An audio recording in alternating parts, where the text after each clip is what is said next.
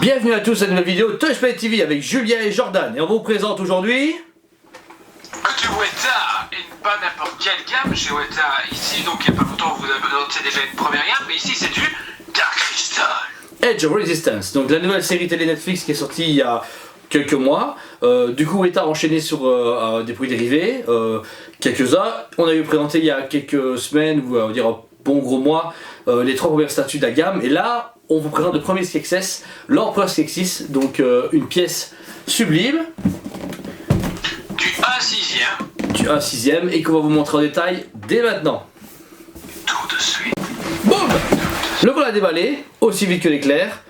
Vous pouvez déjà voir que c'est un produit sublime, une échelle à 6ème respectée. Si on se souvient bien, les Gelfling faisaient pas loin des 15-16 cm.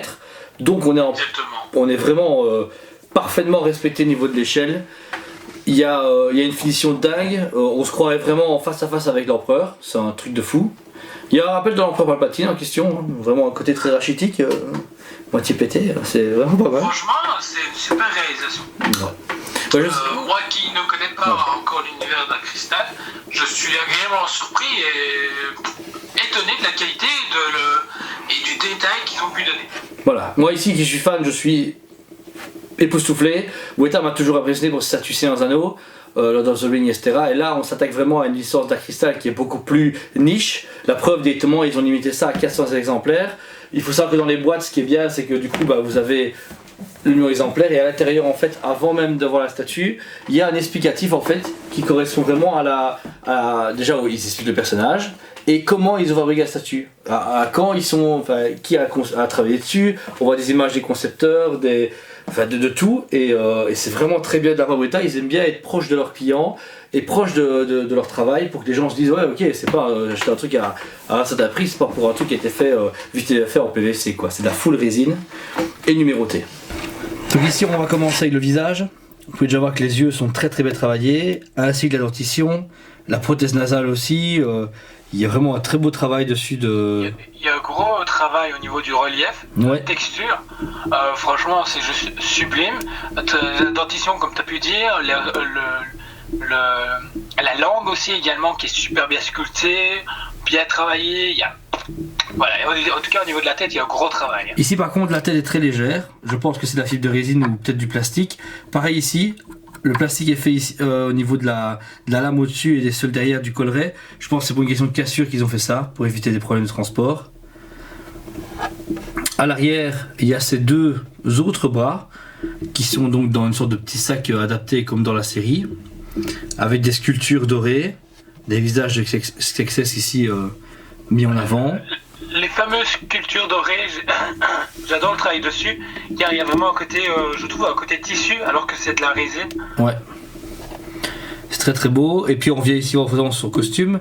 Dans sa main, il y a son sceptre, que Chronicle a justement sorti il y a quelques mois, en réplique taille réelle du film, mais de Dark Crystal original. Là, c'est le tout début du sceptre dans la série. Dans sa main, il y a tous ses bijoux. Qui est encore une fois une réalisation superbe. Il y a vraiment le super beau coup de painting, de relief, c'est super. Ouais, pour le prix, franchement, là, il y a vraiment un très beau travail. Après, comme ils sont très grossiers en termes de vêtements, ils ont pu vraiment se lâcher et mettre de tout. Et n'importe quoi, mais vraiment comme dans la série. Tout et n'importe quoi, mais tout est super bien travaillé et bien détaillé. C'est ce que j'aime bien. C'est fidèle, mais c'est super bien détaillé. On aurait pu dire qu'il manquait du tissu pour faire ça réaliste, mais en fait, ils ont tellement bien travaillé la pâture et la texture qu'en fait, il n'y a pas besoin de mettre du tissu. Ils ont pu le rendre eux-mêmes crédible.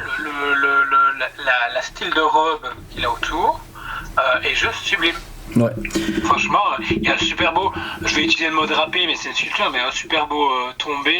Ça donne vraiment l'effet de tissu et c'est ça que j'aime bien. J'aime bien quand une statue me fait croire quelque chose et que ça l'est pas. Ouais. Ici, au niveau du stock, on retrouve encore une fois les logos des différents clans. Même chose que les autres statues de la même collection chez Weta. Et ça, c'est bien, du coup, on a une continuité au niveau des socles et on n'aura pas une différence. Et au niveau du ventre ainsi que le collier, pareil, très bonne texture, c'est full résine, il fait quand même son poids. Et voilà, vous avez donc un 6ème l'Empereur Skeksis ici. Donc ici, vous avez pu voir le visuel, ici donc on a la conclusion. Voilà, donc la statue, comme vous avez pu le voir, est très détaillée. a très peu de défauts. En clair, n'en a pratiquement pas. Voilà, dire. Pratiquement pas. Le truc qui est bien, c'est qu'on reste dans le même style de stock que les précédents, où il y a les symboles de clan. C'est bien ça, si je me souviens bien. C'est juste, ouais, c'est ça. Il y a les symboles de clan. Il y a, voilà, on a fait une critique auparavant qui était pris en compte. Mais ici, on a vraiment une statue en globalité qui est très très très belle. Moi, personnellement, je donne un 9 sur 10. Voilà, 9 sur 10 parce que c'est une bonne cote. C'est une statue en résine qui fait le travail. Toi, Jordan, je sais pas ce que t'en penses. Moi, je lui mets 9,5. 9,5. Bon, voilà, pour un gars qui oui, en fait, personnellement, j'ai le Saruman en tête de chez Weta. Ouais, ok, ah ouais, moi, quand je vois le Saruman, puis quand je vois ici la gamme Dark Crystal, je suis époustouflé. Agréablement surpris, je me répète, mais je suis agréablement surpris. Ça te donne limite envie de découvrir l'univers encore plus loin. Ouais. Je vais vraiment penser à m'y lancer, mais voilà, c'est. Oui, rien à dire dessus, j'ai envie de dire. Rien à dire de négatif. De négatif, c'est ça exactement. Voilà. Bah écoutez, ici il faut savoir que le budget plus ou moins d'une statue pareille est dans les 500-550 €. C'est que c'est un budget, c'est Weta. Le problème c'est chez eux, c'est pas parce que vous payez la résine, vous payez la limitation, c'est 400 exemplaires, donc c'est très peu. Ils ont le même souci que chez. Entre guillemets, le même souci que Chronicle. Chronicle aussi a un certain tarif, mais parce que c'est très très limité. Voilà, donc du coup vous êtes. C'est ce qui permet vraiment de donner la pièce, que ça soit une pièce rare. Voilà. Donc c'est pour ça que ça tape dans des chiffres plutôt élevés. Ce qui est logique parce que le moule est moins utilisé, il y a moins d'exemplaires, donc ça coûte beaucoup plus cher. Voilà, bah écoutez, on vous remercie, on espère que la vidéo vous a plu, si vous avez bien aimé, ben voilà, partagez. N'hésitez surtout pas à commenter, à liker, à partager, à vous abonner si ce n'est pas encore fait, à nous dire votre ressenti, ce que vous en pensez, parce que ça compte pour nous, l'air de rien, on aime bien échanger avec vous et c'est super bien. Voilà, d'abord on se dit à la prochaine et portez-vous bien.